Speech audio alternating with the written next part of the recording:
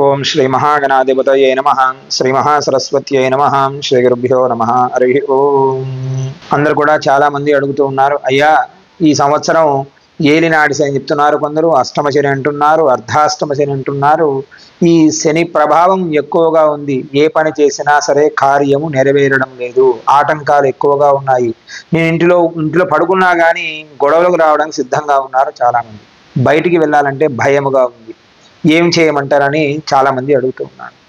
అన్నిటికీ కూడాను సమాధానం ఆ పరమేశ్వరుడికి ఇష్టమైనది ఏమిటయ్యా అంటే కాలభైరవాష్టకం. ఈ కాలభైరవాష్టకాన్ని ఎవరైతే నిత్యము వింటారో, ప్రతిరోజు వినాలి, ప్రతిరోజు చదవాలి. అయ్యా మేము చదవలేమండి, మాకు కష్టము, టైం సరిపోదండి.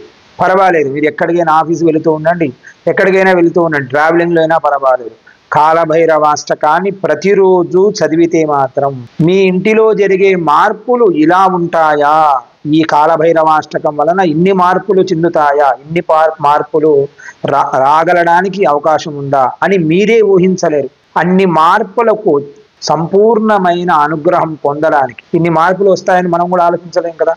అలాంటి మార్పులకు కారణం ఈశ్వరుడు. అతనికి ఇష్టమైన కాలభైరవాష్టకం ప్రతిరోజు నిత్యం వింటే చాలు, మనము చేసుకున్న కర్మలన్నీ కూడా తొలగిపోతాయి.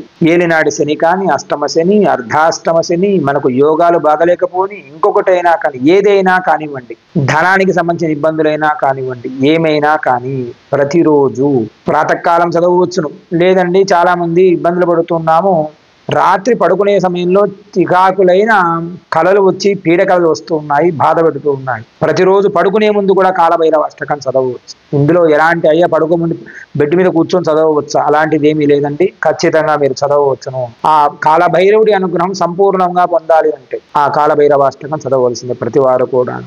ఈ కాలభైరవాష్టకం వలన అష్టమి రోజు, అమావాస్య రోజు, పౌర్ణమి రోజు, పాడ్యమి, విధియ, తిథి వారాల సంబంధం లేదు, ఏ రోజైనా చదవచ్చును. అందరికీ అవసరం లేని తిథులు ఉన్నాయి చూడండి, అమావాస్య, అష్టమి, అలాంటి తిథులు స్వామికి ఇంకా దివిడీకృతం అవుతుంది.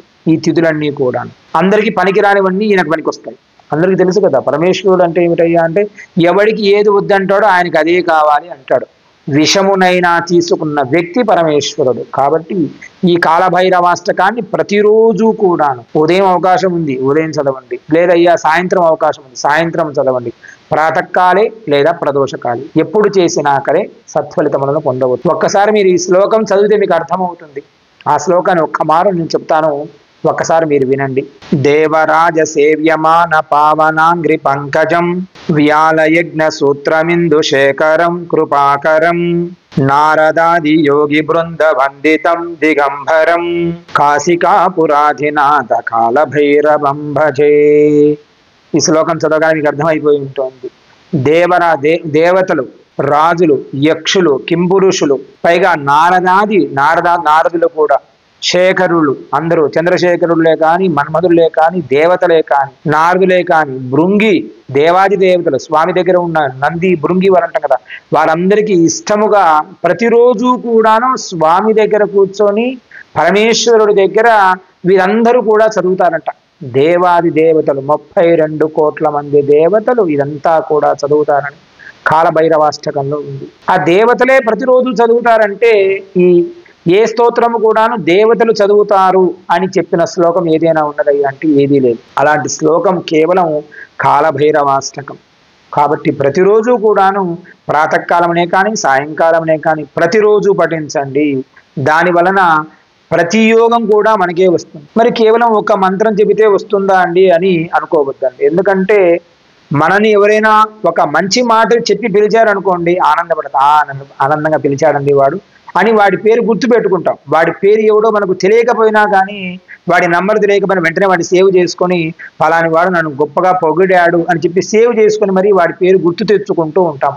వాడు ఎవడో మనకు తెలియదు, ఒక్క మాట చెప్పింటాడు, చాలా మంచివాడండి అతను, అదొక్క మాట చెప్పినందుకే వాడిని గుర్తు పెట్టుకుంటాం కదా. అలాంటిది స్వామిని ప్రతిరోజు దేవాది దేవతలు కొలిచే పదముతో మనము కూడా ఆ దేవతలతో పాటు మనము స్వామిని స్మరించామంటే మనం ఎక్కడ ఉంటాము అంటే ఆ దేవతల లిస్టులో మనం కూడా ఉన్నట్టే కదా. కాబట్టి ప్రతి ఒక్కరూ కూడాను ప్రతిరోజు ప్రదోషం కానీ ప్రాతకాలం అనే కానీ దీనికి సమయాస్ఫూర్తులు అవసరం లేదండి.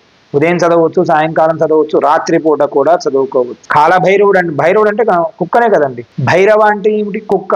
ఈ కుక్క వలన, కుక్క అంటే భయము. మీరు చూడండి, ఎంత పెద్ద వాడికైనా సరే కుక్క వచ్చేదానికి కాస్త దూరంగా ఉంటాం, అయ్యో భయం వస్తుందండి. ఆ భయాలన్నీ కూడా తొలగించడానికి పరమేశ్వరుడు సిద్ధంగా ఉన్నాడు.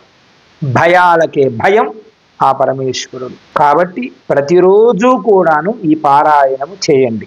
చేయడం వలన వచ్చు కార్యములు, ఎంత మంచి కార్యాలు వస్తాయో అవి మాటలకు చెప్పడానికి మనము సరిపోం, దేవాది దేవతలు కూడా చెప్పలేరట. కాబట్టి ప్రతిరోజు కూడా ఈ పారాయణం చేసి సంపూర్ణ పరమేశ్వరానుగ్రహం అందరూ కూడా పొందండి. మంగళం మహత్. స్వస్తి.